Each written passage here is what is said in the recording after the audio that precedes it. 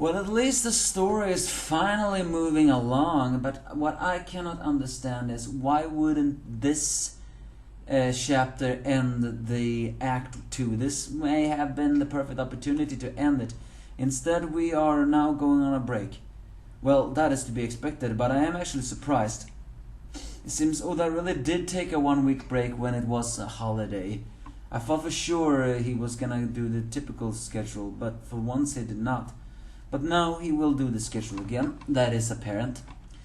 Things are moving along, which is good.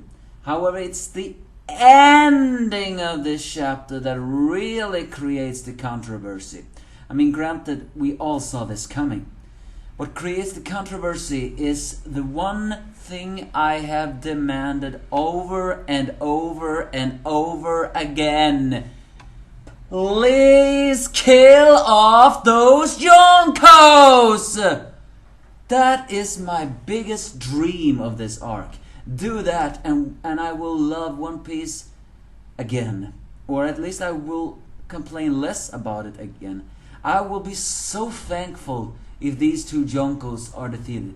And now it is almost set up that they are going to be defeated. But at the same time you are asking yourself, how, if you cannot win against one, how the hell is he gonna win against two? Well, that's the problem, isn't it? Again, you're not meant to write an overpowered villain. So this is both good and bad. The Angry Anime Fan. Here with, of course, One Piece, Chapter 954. Oh, first of all, the Beige Pirates have modified their new ship, but they can't pass the red line because of the Riviere. Apparently their ship's there. The storylines are moving on as Hiyori reveals that her father was a user of the dual-bladed two-sword style, and he actually had two blades. Well, it makes sense that Kaido has a X-scar. One sword couldn't possibly just have caused that. The Momonosuke is supposedly holding Ame no Habakiri, while Hiyori was given Enma. It's not exactly known where Enma is, but we haven't seen Momonosuke carry anything like a katana. Is it possible that Kinemon is holding it for now? Now when I think about it, isn't he holding... Wait, no, maybe it's... Now I'm thinking about Zoro, but I actually thought Kinemon was holding 3 swords, but he is using 2-sword style. Or was he just carrying 2? And is he using the Ame no Habakiri until Momonosuke comes of age? I mean, because the biggest question is, if Momonosuke is not holding the blade, then what happened to it? Regardless, Kawatsu do not want Hiyori to give that to someone like this. And Zoro does says in his mind that Moria very likely stole Shusei, who is a national treasure. But I still believe that Wano Kuri is a little bit naive here. Yes, I can understand that a precious blade like Shusei from a local hero is indeed something that should still be here. But, and the whole country caused to grief. But it's still worth noting that it is a sword. I mean, this is not exactly a sound of the sword or anything like that.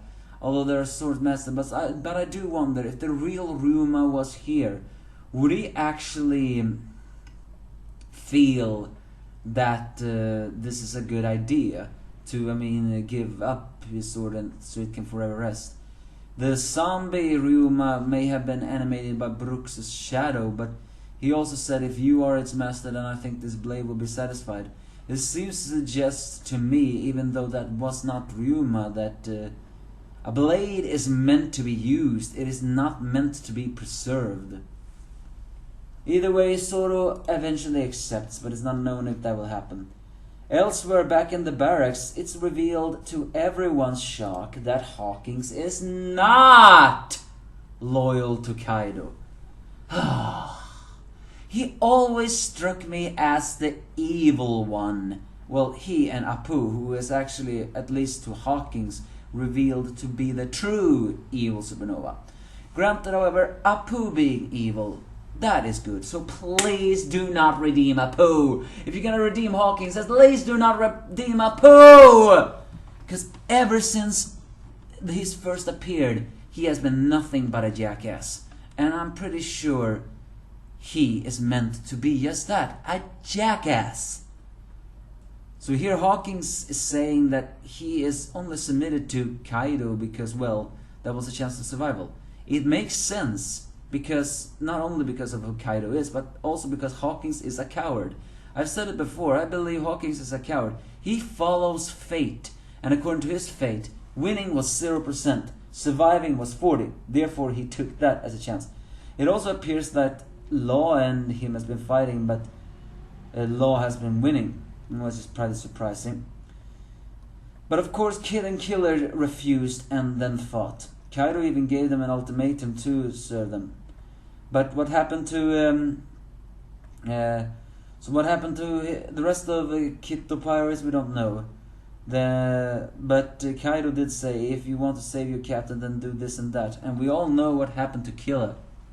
Very likely all of them have turned into failed smile users and to become brainwashed peons by Orochi in order to preserve their captain. As Hawkins taunts the Law about the alliance, saying, you came here on good terms, but how do you feel now? Have you changed your mind? As Drake seems to slash Hawkins, it's unknown if he killed him. But I guess we will see. I mean, if he kills him, then I'm happy about that. Hawkins annoys me. He needs to get out of the way. Apu annoys me as well, but we don't know anything else like that.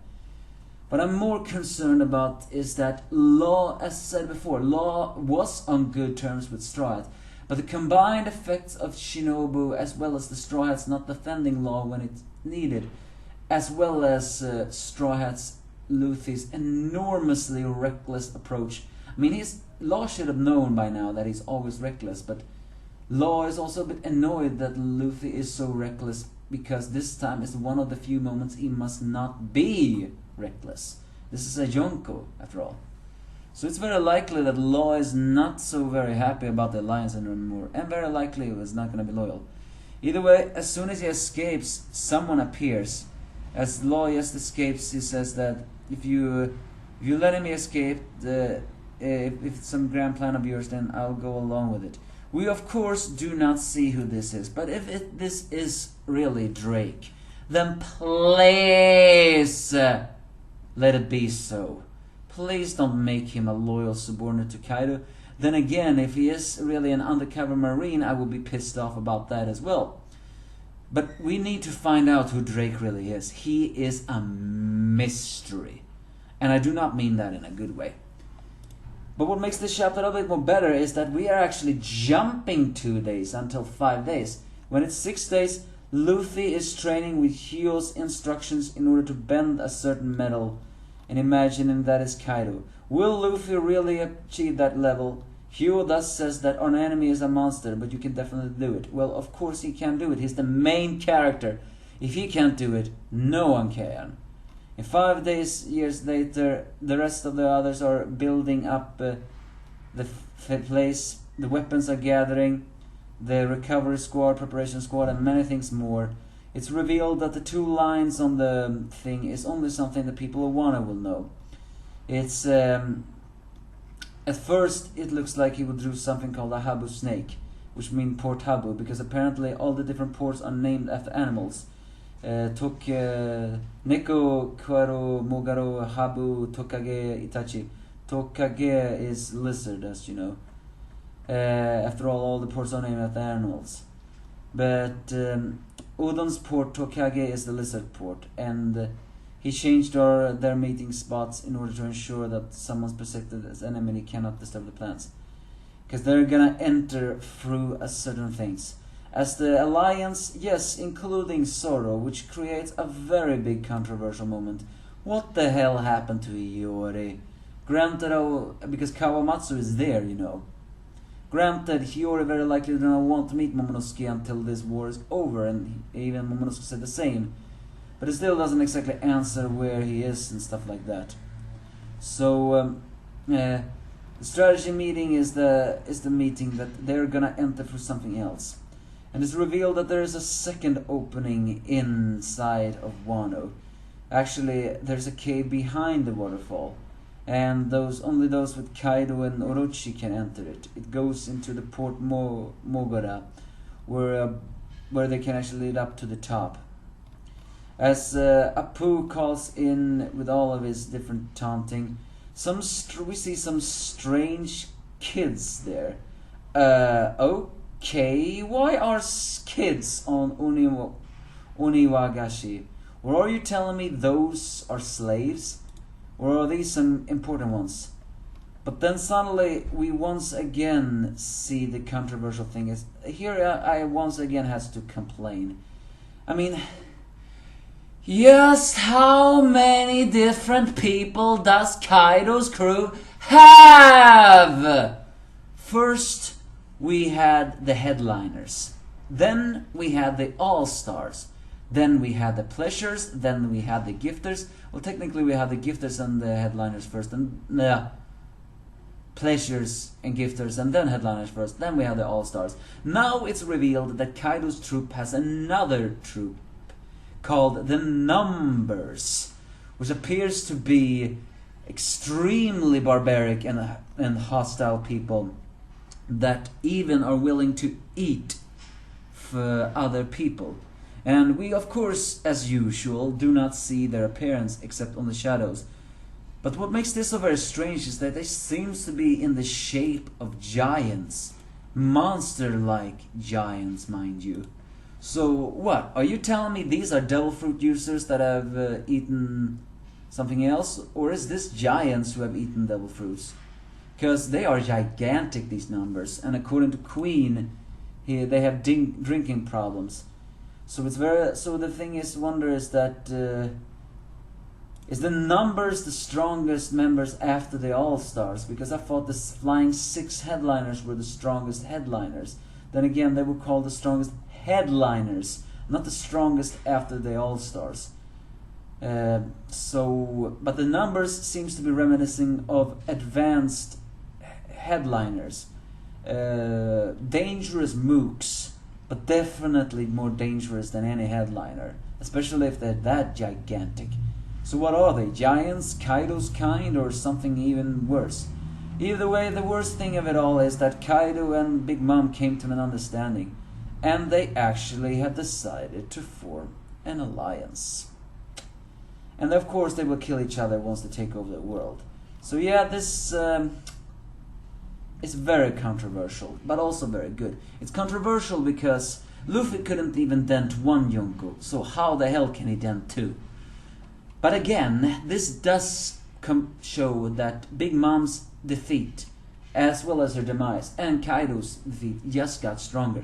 I mean, you have no choice. They are dangerous. They need to be destroyed now. I don't care how, they need to. What happened to Hawkins? Did Law really kill him? Well, if he killed him, then it's no scratch off my back. But who was the mysterious guy? So yeah, a lot of things happen here. We're introduced to another group of the Kaido crew, the Beast Pirates. But I am worried. How can Luffy defeat them? Where is the Straw Hat Grand Fleet when you need it? So well, that's basically the chapter. An alliance between Yonkos. Say what you want, not really, but their demise has gotten stronger. But I don't know how. Give me your thoughts if you have any.